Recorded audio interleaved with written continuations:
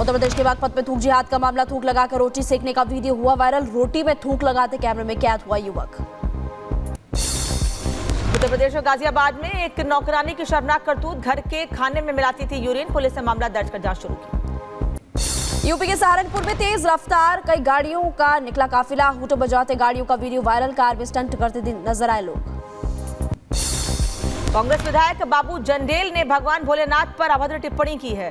कमरे में शराब पीकर गाली देने का वीडियो वायरल हुआ है। श्योपुर से कांग्रेस विधायक है बाबू जंडेल। इंदौर में कांग्रेस विधायक बाबू जंडेल के खिलाफ बीजेपी का विरोध। विधायक ने भगवान को लेकर की थी विवादित टिप्पणी। बीजेपी अनुसूचित जाति मोर्चा के कार्यकर्ताओं ने जताई नाराजगी। पुंछ के मेंढर इलाके में सेना ने चलाया सर्च ऑपरेशन। आतंकवादी समूह देखे जाने के बाद एक्शन में सेना। देर रात 3 से 4 आतंकियों पर गोलीबारी भी हुई थी। सतपुड़ा टाइगर रिजर्व में हिरण के बच्चे का शिकार करते नजर आए बाघिन। मछली और वीडियो सोशल मीडिया पर तेजी के साथ हो रहा वायरल। वीडियो में हिरण के बच्चे को मुंह में दबाकर जाते हुए नजर आ रही बाघिन। बिहार के पूर्णिया में पलटी नाव, नदी पार करने के दौरान हादसा। जनाजे में शामिल होने कब्रिस्तान जा रहे थे लोग। बिहार के खगड़िया में अनियंत्रित होकर पानी के गड्ढे में पलटी बस। मौके पर पहुंची पुलिस ने यात्रियों को सुरक्षित बाहर निकाला। ड्राइवर और खलासी फरार। वीडियो आया सामने। उत्तर प्रदेश के एटा में तेज रफ्तार का कहर, कार ने कुर्सी पर बैठे व्यक्ति को रौंदा। हादसे की तस्वीर सीसीटीवी में कैद। शख्स की मौत। यूपी के हापुड़ में मिट्टी से भरा डंपर फाटक से टकराया। हादसे में OHT लाइन टूटी, कई ट्रेनें हुई प्रभावित। उत्तर प्रदेश के रायबरेली में हादसा, अनियंत्रित होकर खाई में गिरी बाइक। हादसे में 2 युवक गंभीर रूप से घायल, दोनों को अस्पताल में कराया गया भर्ती। यूपी के हापुड़ में गद्दा फैक्ट्री में भयंकर आग लग गई। आग लगने से इलाके में हड़कंप मच गया। कड़ी मशक्कत के बाद आग पर काबू पाया गया।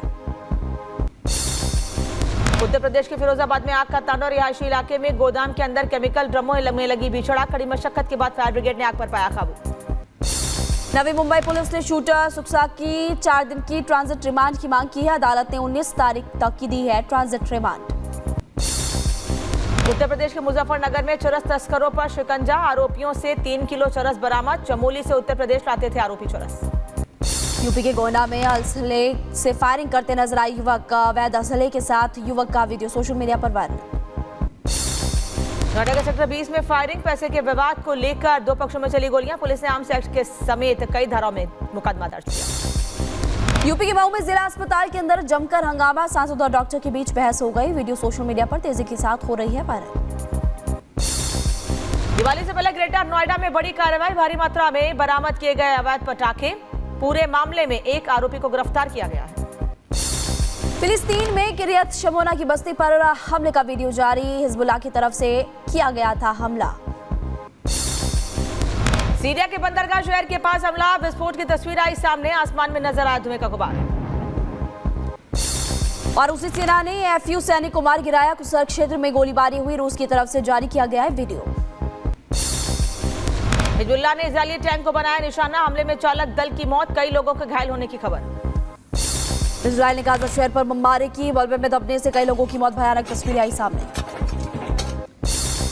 लेबनान से किरियत शमोना और उसके आसपास के इलाकों में दागे गए 10 के करीब रॉकेट। इजरायल की तरफ से दी गई जानकारी। ईरान के खुजेस्तान में हादसा। रिफाइनरी में लगी भयंकर आग। काबू पाने में जुटी फायर ब्रिगेड की टीम। विश्व दौरे पर पहुंचे ईरान के विदेश मंत्री। 12 साल बाद किसी ईरानी विदेश मंत्री की पहली यात्रा। कई कार्यक्रमों में शामिल होंगे ईरान के विदेश मंत्री।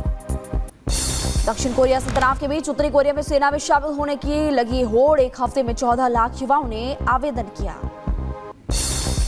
इटली के लिगुरिया में भारी बारिश से बड़ी मुश्किलें। जगह जगह पानी की समस्या, जलभराव की समस्या हो रही है। स्थानीय लोगों को करना पड़ा दिक्कत का सामना।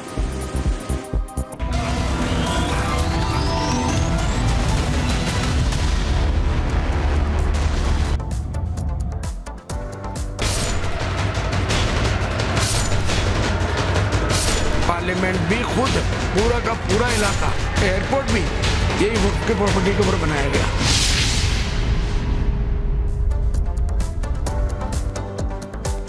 और अपने विवादित बयानों को लेकर जाने जाने वाले बदरुद्दीन अजमल ने एक बार फिर से कुछ ऐसी टिप्पणी कर दी जिसको लेकर के कई सवाल खड़े होते। वक्फ कानून का विरोध करते हुए उनकी तरफ से ये कहा गया है कि भावनाओं की कदर करनी चाहिए। उन्होंने कहा कि देश भर के सरकारी प्रतिष्ठान जितने भी हैं वो वक्फ की जमीन पर बने हुए हैं। क्या उनकी तरफ से कहा गया और अब क्या टिप्पणियां औरों की तरफ से की जा रही है, आपको इस रिपोर्ट के जरिए बताते हैं।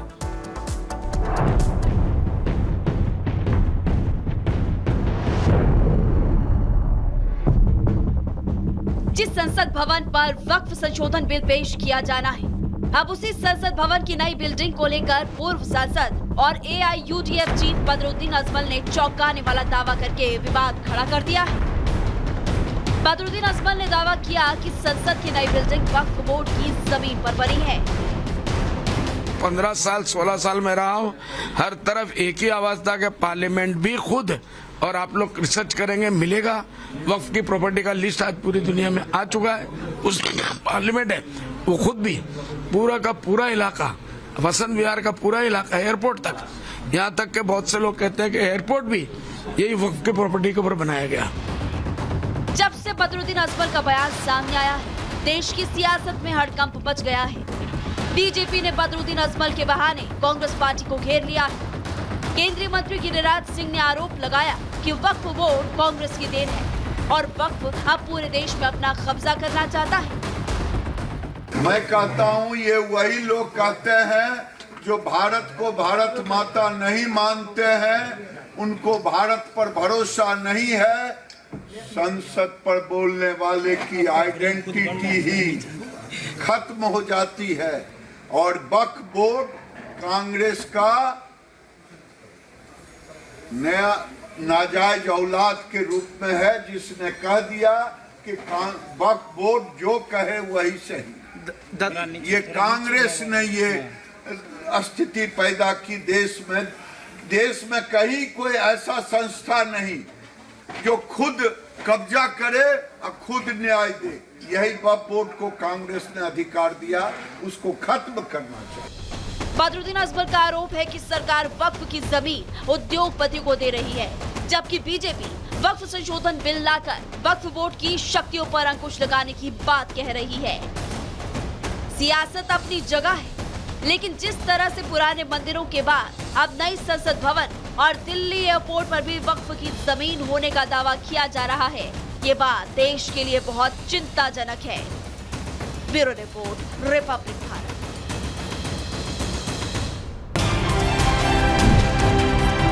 नायब सिंह सैनी ईश्वर की शपथ लेता हूं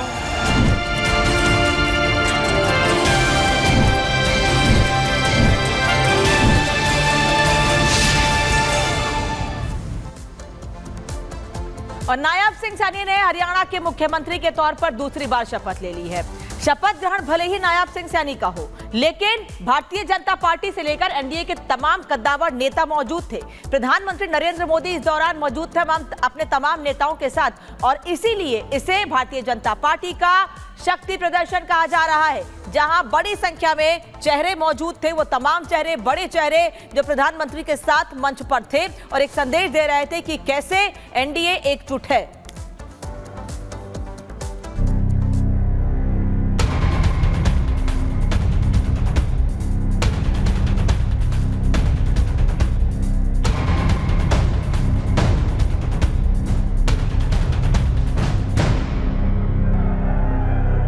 श्री नायब सैनी जी का अभिवादन स्वीकार कीजिए। सभी बोलिए जय श्री राम। नायब सिंह सैनी ईश्वर की शपथ लेता हूं कि मैं विधि